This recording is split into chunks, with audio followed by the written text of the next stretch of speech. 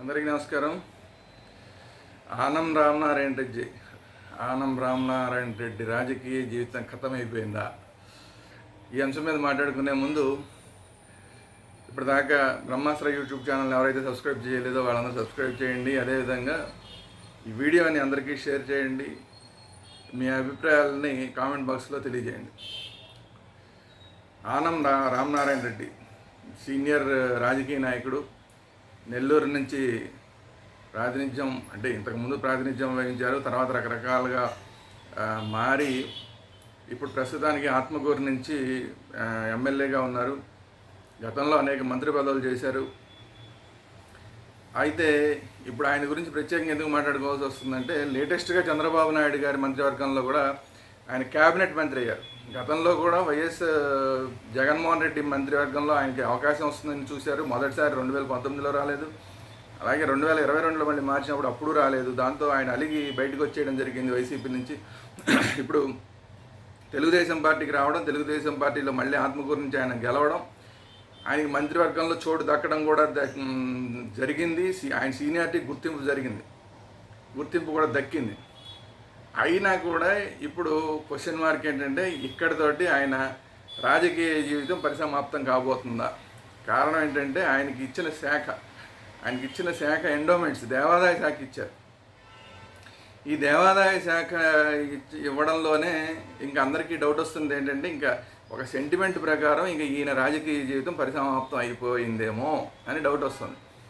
కారణం ఏంటంటే, చరిత్ర గతంలో ఎండోమెంట్ మినిస్టర్లు చేసిన వాళ్ళందరి చరిత్ర కూడా రాజకీయ పరంగా సమాప్తం అయిపోయింది చాలా వరకు. మొన్న కొట్టు సత్యనారాయణ గారు మొన్నటిదాకా చేశారు వైసీపీ మంత్రివర్గంలో, ఆయన ఓడిపోయారు. తాడేపల్లిగూడెం నుంచి పోటీ చేసి ఓడిపోయాడు. అంతకుముందు విజయవాడ వెస్ట్ నుంచి వెల్లంపల్లి శ్రీనివాస్, ఆయన కూడా ఎండోమెంట్ మినిస్టర్గా చేశాడు. 2019 నుంచి 2022 దాకా చేశాడు. ఆయన ఓడిపోయాడు మొన్న ఎన్నికల్లో.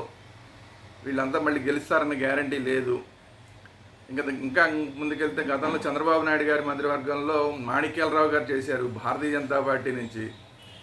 ఆయన అయితే ఏకంగా దురదృష్టవశాత్తు పైకి వెళ్ళిపోవాల్సి వచ్చింది. ఇంకా అంతకుముందు తీసుకున్నా కూడా ఎవరు దేవాదాయ శాఖ తీసుకున్నా కూడా ఆ దేవాదాయ శాఖ తీసుకున్న వాళ్ళు ఆ తర్వాత నుంచి ఖచ్చితంగా ఎన్నికల్లో ఓడిపోవడం జరుగుతుంది. అది మాత్రమే కాకుండా ఆల్మోస్ట్ రాజకీయంగా కూడా వాళ్ళంతా కరుమరుగైపోవడం జరిగింది. సో ఇలాంటి పరిస్థితుల్లో ఇప్పుడు దేవాదాయ శాఖ తీసుకున్న ఆనం రామనారాయణ రెడ్డి గారు సీనియర్ నాయకుడు, వయసు రీత్యా కూడా కొద్దిగా పెద్దవాడు, ఇప్పుడు దేవాదాయ శాఖ తీసుకున్నారు. ఇక రాజకీయంగా ఇదే ఆఖరి ఎన్నిక అవుతుందా ఆయనది అనేది ఒక డౌట్ సెంటిమెంట్ పరంగా వస్తుంది. ఇంకొకటి ఏంటంటే, దేవాదాయ శాఖలో ఇంకో సెంటిమెంట్ ఏంటంటే, ఎంత జాగ్రత్తగా చూసుకున్నా కూడా ఈ దేవాదాయ శాఖలో ఏదో ఒక తప్పులు జరుగుతూనే ఉంటాయి. ఆ తప్పుల వలన భగవంతుడి ఆగ్రహానికి ఈ దేవాదాయ శాఖ మంత్రులందరూ గురి అవుతున్నారు. అందుకనే వీళ్ళు ఓడిపోతున్నారు అనేది ఒక నానుడి ఉంది. మరి దీన్ని ఆనం రామనారాయణ రెడ్డి గారు ఏం చేస్తారో చూద్దాం. ఎంతవరకు అందులో మాలాంటి వాళ్ళలో ముఖ్యంగా దేవాదాయ శాఖ మీదే మా దృష్టి అంతా ఉంటుంది. ఎవరు ప్రభుత్వాల్లో ఎవరున్నా కూడా ఎక్కడైనా ధర్మం తప్పితే, దేవాలయాలకు ఇబ్బందులు జరిగితే కనుక ఖచ్చితంగా మాలాంటి వాళ్ళందరం ఖచ్చితంగా గొంతు ఎత్తడం జరుగుతుంది. ప్రజల్ని ఒక లక్ష్యం దిశగా హిందువులందరినీ కూడా చైతన్యం చేయటం జరుగుతుంది. గతంలో చంద్రబాబు నాయుడు గారి ప్రభుత్వంలో కొన్ని దేవాలయాలు పడగొట్టినప్పుడు కూడా అప్పుడు అందరం కూడా దీని మీద మాట్లాడడం జరిగింది. అది ఒక చంద్రబాబు నాయుడు గారు అప్పుడు ఓడిపోవడానికి కారణాల్లో ప్రధాన కారణం అది అయింది. ఆ తర్వాత కూడా మన జగన్మోహన్ రెడ్డి గారి ప్రభుత్వం సమయంలో కూడా అనేక దేవాలయాల్లో రథాలు తగలబెట్టేయడం కానీ, దేవుళ్ళ విగ్రహాలు ధ్వంసం చేయడం కానీ, రాముడి విగ్రహం తల తీసేయడం కానీ, విజయవాడలో వెండి రథానికి అమ్మవారి వెండి రథానికి సంబంధించిన సింహాలు దొంగిలించడం కానీ, ఇట్లా అనేకం జరిగినాయి. వీటన్నిటి మీద కూడా ప్రజల్ని చైతన్యవంతం చేయడం జరిగింది. మేము స్వామీజీలతో మీటింగులు పెట్టించడం జరిగింది.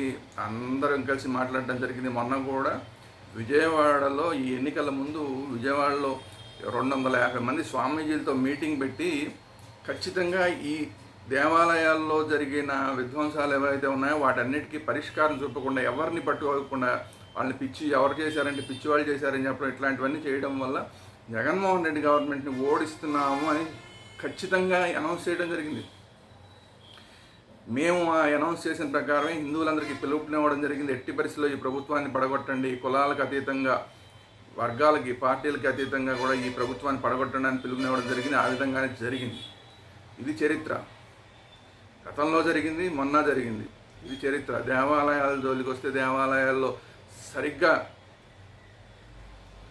పర్యవేక్షణ చేయకపోతే, మంత్రులు సరిగ్గా పరిపాలించకపోతే, ఈవోలతో సరిగ్గా పనిచేయించకపోతే కనుక వాళ్ళు ఖచ్చితంగా మా లాంటి వాళ్ళ నుంచి ఖచ్చితంగా రిటాలియేషన్ ఎదుర్కోవాల్సి వస్తుంది. అది ఈసారి ఆనం రామనారాయణ గారి వంతు అవుతుందా?